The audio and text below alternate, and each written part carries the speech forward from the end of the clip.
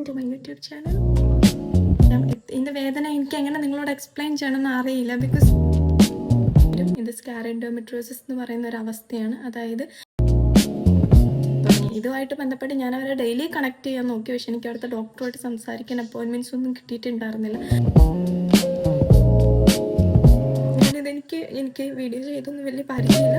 പക്ഷെ ഞാൻ ഈ ഒരു പെയിൻ എനിക്ക് എങ്ങനെ ബാലൻസ് ചെയ്യണമെന്ന് അറിയില്ല. ഇതിൻ്റെ പെയിന് സത്യമായിട്ട് എനിക്ക് എങ്ങനെ എക്സ്പ്ലെയിൻ ചെയ്യണമെന്ന് അറിയില്ല.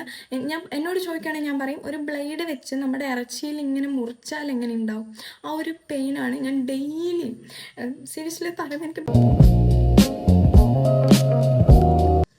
ഹായ് കൂട്ടുകാരെ, welcome to my YouTube channel. This is me Saranya and this is my first video in YouTube.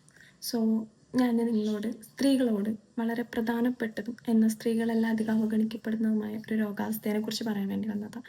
എനിക്ക് തോന്നുന്നു ഈ രോഗത്തിനെ പറ്റി നിങ്ങളോട് പറയാൻ ഏറ്റവും അർഹതപ്പെട്ട വ്യക്തി ഞാനാണ്. കാരണം കഴിഞ്ഞ 4 വർഷമായിട്ട് ഈ രോഗമായിട്ട് ഞാൻ ഡെയിലി ഫൈറ്റാണ്. സോ ഇതൊരു ക്യാൻസറാണോ? അല്ല.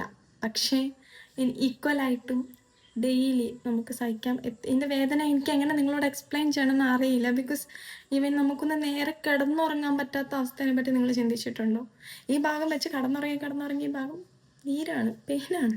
സോ ഇതിനെപ്പറ്റി പറയാനാണ് ഞാൻ നിങ്ങളോട് വന്നിരിക്കുന്നത്. അതായത് ഇപ്പോൾ നമ്മൾ പലരും സിസേറിയൻ കഴിഞ്ഞതോ അല്ലെങ്കിൽ അടിവയറ്റിൽ എന്തെങ്കിലും സർജറി കഴിഞ്ഞിട്ടുള്ള ആൾക്കാരായിരിക്കാം. പക്ഷെ നമ്മളിത് പീരിയഡ്സിൻ്റെ സമയം, ഈ സർജറി കഴിഞ്ഞ് മാസങ്ങൾക്ക് ശേഷം ഈ പീരിയഡ്സിൻ്റെ സമയത്ത് നമുക്ക് ആ തുന്നലിൻ്റെ ഭാഗത്തുള്ള വേദനയോ വീക്കമോ എന്തെങ്കിലും ഉണ്ടെങ്കിൽ നിങ്ങളത് അവഗണിക്കരുത്. കാരണം അത് സ്കാർ എൻഡോമെട്രിയോസിസ് എന്ന രോഗാവസ്ഥയാകാം.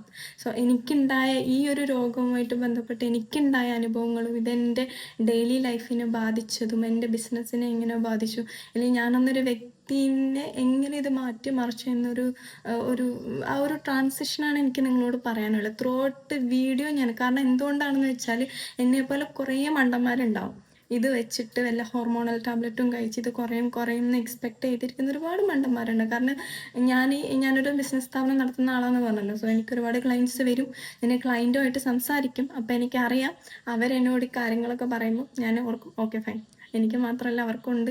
അപ്പോൾ ഇത് ടാബ്ലറ്റ് കഴിച്ചാൽ റെഡി ആവുമെന്ന് ഓർത്ത് ഞങ്ങളെല്ലാം മണ്ടന്മാരും ഒരുമിച്ചിരുന്ന് ഇതിനെപ്പറ്റി ടാബ്ലറ്റ് കുറേ കഴിക്കുന്നത്. പക്ഷേ സീരിയസ്ലി ഗൈസ്, നല്ലൊരു ഗൈനക്കിനെ കാണാം, സർജനെ കാണാം, എക്സിഷൻ ചെയ്യുക. So through out this video ഞാൻ എന്താണ് ഇതിനുമായിട്ട് ബന്ധപ്പെട്ട് ഫേസ് ചെയ്തിട്ടുള്ള ഈ കാര്യങ്ങളൊക്കെ എനിക്ക് നിങ്ങളോട് ഷെയർ ചെയ്യണം. സോ സ്കിപ്പ് ചെയ്യാതെ വീഡിയോ കാണാം. സോ എനിക്കുണ്ടായ ഒരു അനുഭവം ഫസ്റ്റ് ഞാൻ പറഞ്ഞുതരാം. സ്കാർ എൻഡോമെട്രിയോസിസ് എന്ന് പറയുന്ന ഈ അനുഭവം, അതിൻ്റെ ലക്ഷണങ്ങൾ എനിക്കെങ്ങനെയാണ് വന്നതെന്ന് പറയാം. സർജറി കഴിഞ്ഞ് ആദ്യത്തെ ഒരു 6 മന്ത് കഴിഞ്ഞപ്പം നമ്മുടെ മെൻസ്ട്രുവൽ സൈക്കിളൊക്കെ സ്റ്റാർട്ട് ചെയ്യുന്ന സമയത്ത്, പീരിയഡ്സ് വരുന്ന സമയത്ത് എനിക്ക് 2 ഡേയ്സ് കഴിയുമ്പോൾ ഭയങ്കര പെയിൻ വരും.